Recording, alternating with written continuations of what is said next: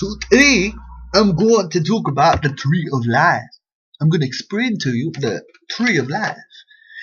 I'm not going to do the accent for long. I'm trying different accents, experimenting, you know what I mean? You know what I mean? So today we're going to talk about the tree of life in our series of the New Testament elements. I hope that you have seen the numerology video. That's a good one. And this ties into the tree of life because numerology as well ties into the tree of life. Numerology is understanding the elements, and in the tree of life there's 10 sphera, 10 different dimensions that energy is travels through into the physical world through a particular channel in a specific way. 32 different ways that the energy travels into manifestation of our reality. So we're gonna get started. We're gonna talk about the different elements, and so Keter is number 10 or number 1, depending on how you look at it. The way that you can read the tree of life is going upwards to downwards, downwards to upwards.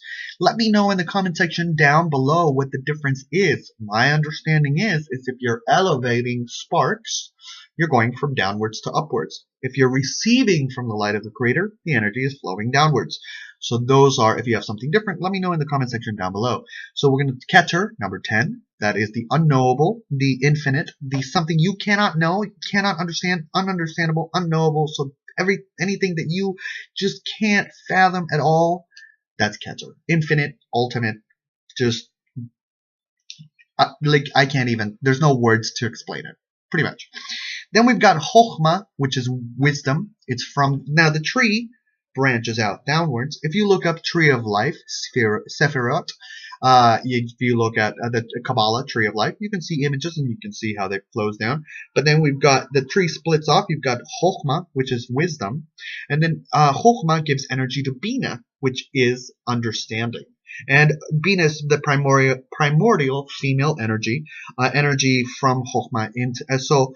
The above consciousness is Keter, above, and then intellect is Chokhmah and Bina. Chokhmah and Bina deal with intellect. Above consciousness is Keter. It's just, like I said, the unknowable. So it's above consciousness. Then we've got Chesed. Then those are the Ein Sof, the 3 upper elements. Then it trickles down into the Serampim. The Serampins are Chesed, which is kindness and mercy. It's on the right side. And then we've got Guvra, which is severity and judgment. It's on the left side. It's like, it's interesting. If you Google comic characters in Tree of Life Kabbalah, you can see people that are associated, like Batman. For Guvra would be a great example. You know, Batman is dark and brooding and stuff. That energy, that kind of different levels of judgment. The thing is that within each tree, there's 10 trees and 10 trees and 10 trees, and infinitely for like you just forever. So it's it's beyond time and space kind of thing. Then we've got Tiferet, which is the central right in there. Tiferet is the balance, is the beauty. Tiferet right there. Then we've got Netzach. Netzach is eternity, strength, patience. So Netzach, I believe it's here. Correct me if I'm wrong in the comment section down below, but I believe it's here. And then we've got Hod, which is a breakdown, detail, splendor. So Hod is able to break down things into details, understand them, and then being able to give attention to detail and splendor to detail. And then you've got Yesod, again, in the middle column. That's the foundation, sexuality, channeling. The Yesod, that's where you got all the energy, but it's got to go through that little tunnel, and that's the Yesod. So the Yesod is really important, is one of the most important. They're all important. But Yesod is the channel where the trunk of the tree. Then we've got Malchut, which is the roots of the tree, and those are, you know, the manifestation, the kingdom, material world, so those kind of elements.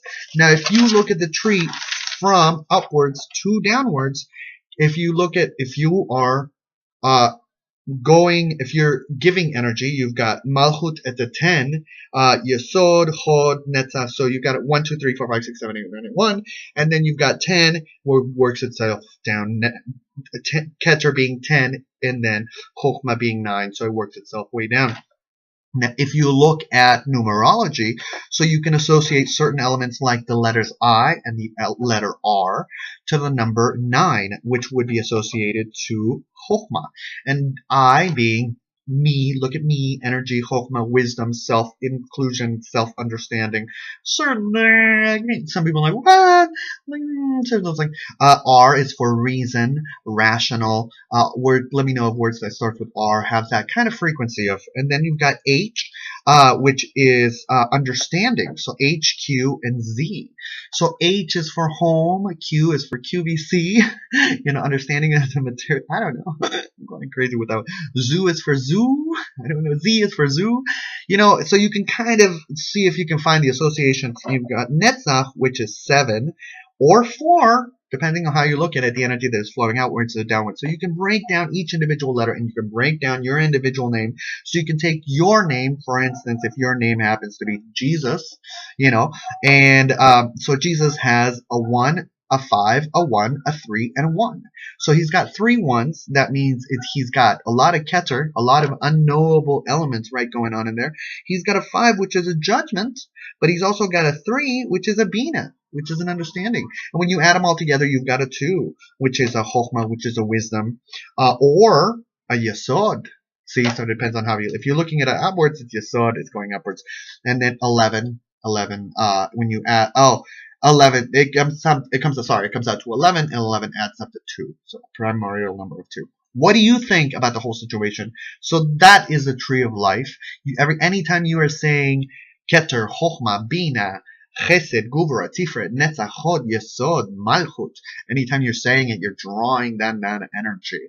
And various different meditations, various different elements have been utilized by these particular spiritual conduits that appear in the Old Testament, as Kabbalah students know. But do they appear in the New Testament? We'll find out soon enough. Thank you. I want to wish you a wonderful, wonderful year. Take care.